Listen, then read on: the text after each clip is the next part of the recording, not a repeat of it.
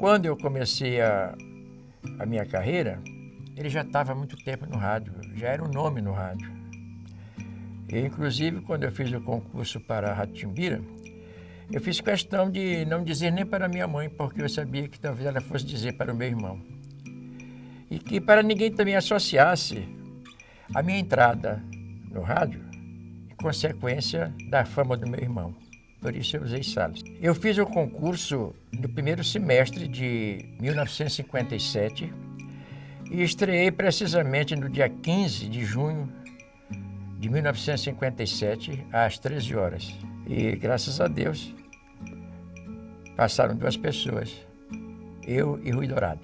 Eu extrapolei no cuidado de me apresentar bem e puxei no R, tentei pronunciar o L, que nós não pronunciamos, mas precisamente assim. Na capital maranhense, são precisamente 13 horas. Passamos a apresentar Postal Sonoro. Quando começou a rodar a música, né? O parafuso bateu na porta da cabine. E eu perguntei, eu quero vir aqui para te ver o que tu fizeste, para não dizer o palavrão que ele disse, né? Aí abriu lá o gravador. Pelo que eu vejo, tu não és branco para ser índio, nem tão pouco português. Como é que tu fica com essa de estar arrastando R, chiando no S e querendo pronunciar L, que ninguém pronuncia no Brasil? Eu queria ser diferente, eu queria ser autêntico, eu queria me apresentar bem. A Rádio Timbira, os locutores anunciavam: Rádio Timbira, a emissora oficial do Estado.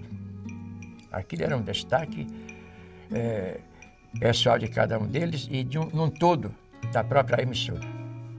A Rádio Difusora é a rádio da sociedade maranhense, a poderosa.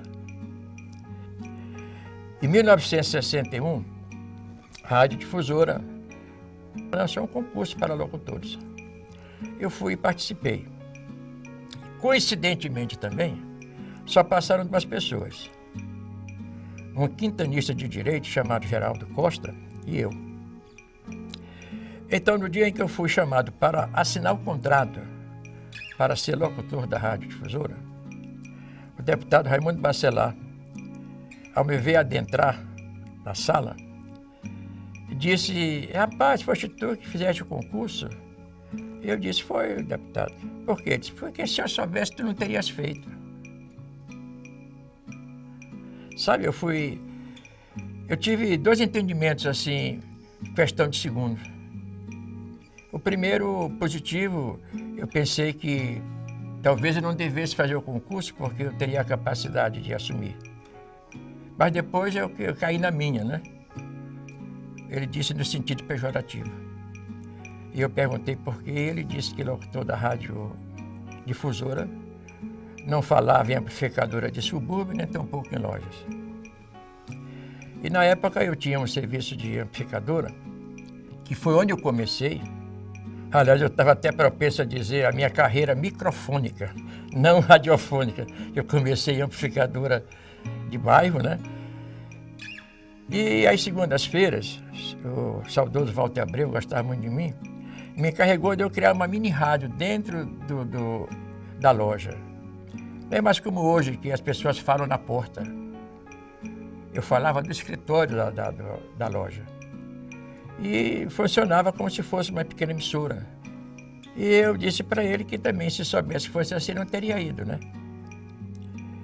E o interessante é que quando eu cheguei na loja e falei para o seu Walter, né?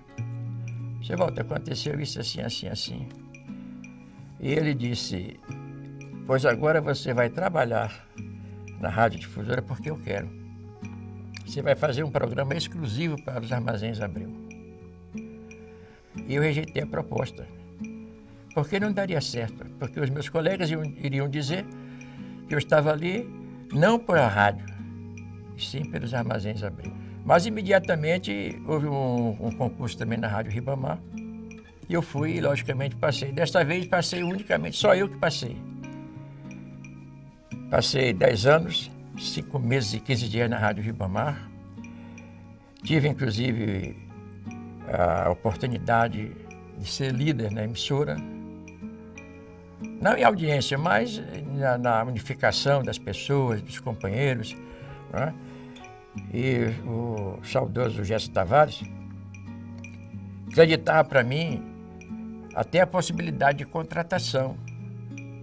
Como, inclusive, levei Herbert Teixeira, que fez 2 programas que marcaram época na carreira dele, que foi Alegria na Taba e Tudo Dentro da Noite, né? Na Rádio Timbira. E levei-o, contratei-o para a Rádio Ribamar para fazer o Clube da Camaradagem, das 9 às 11 horas da manhã. Reabilitei tanto o Herbert Teixeira, que estava realmente fora do rádio, e a própria Rádio Ribamar na questão da concorrência de audiência. Levei também o meu próprio irmão, Claudemir de Oliveira, que era cantor, para fazer um programa de disc jockey. E ele fez, inclusive, concorrendo com Alegria na Taba, né? Fez o programa Alegria da Cidade, justamente das 16 às 17 horas. E eu criei vários programas na Rádio Ribamar.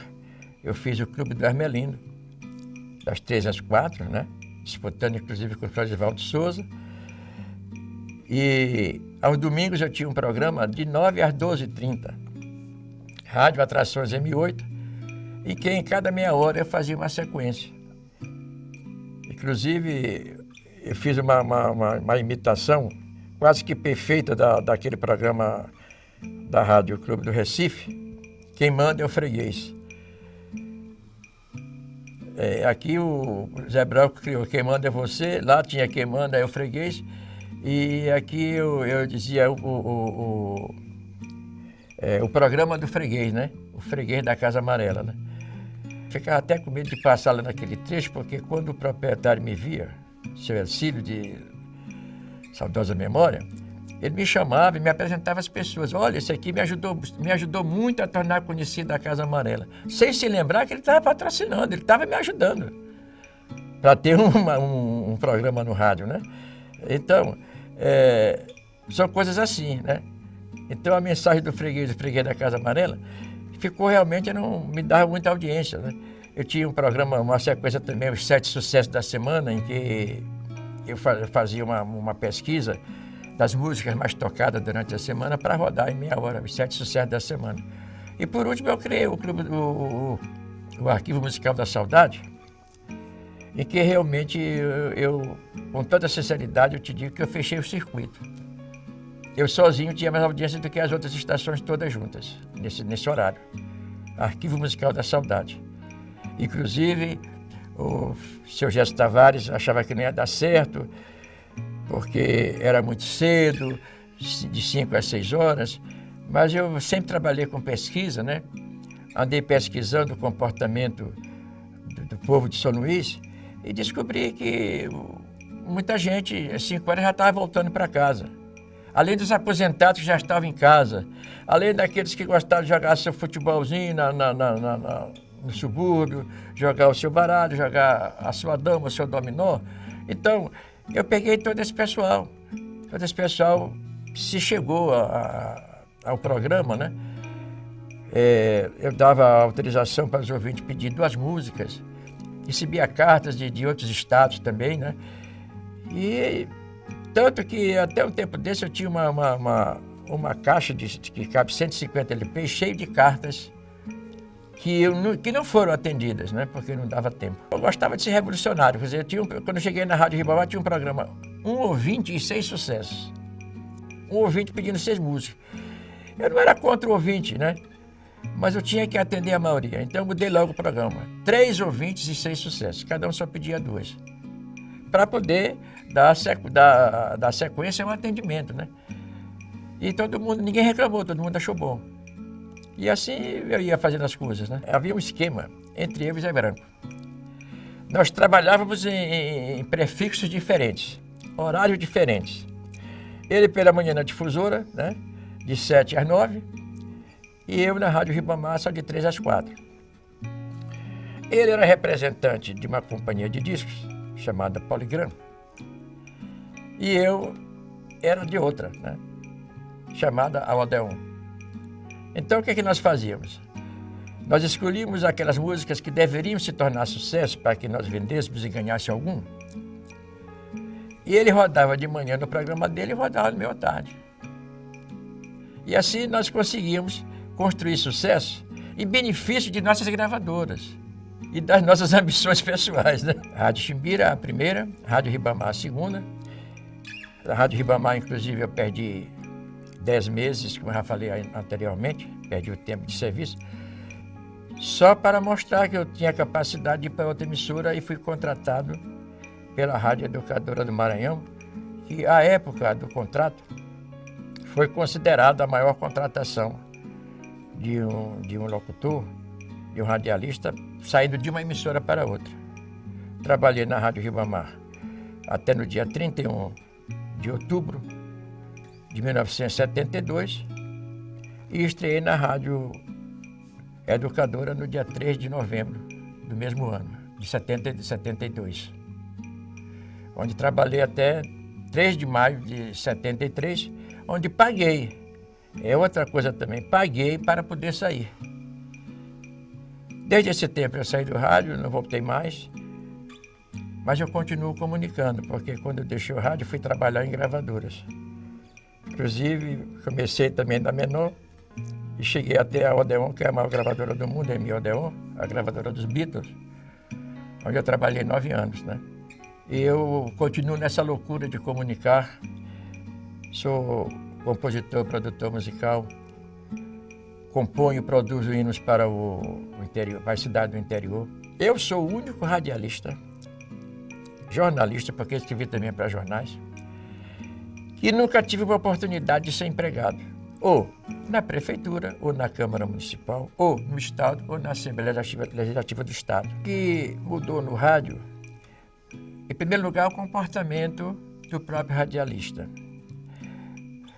Porque, inclusive, eles consideram os mais velhos como dinossauros. Quer dizer, para o radialista atual, eu sou um dinossauro. Isso talvez não, é correta, certamente uma falta de consideração. Porque se eles estão no rádio hoje, é porque nós fomos o rádio ontem. Nós construímos o rádio ontem. Nós somos o alicerce do rádio.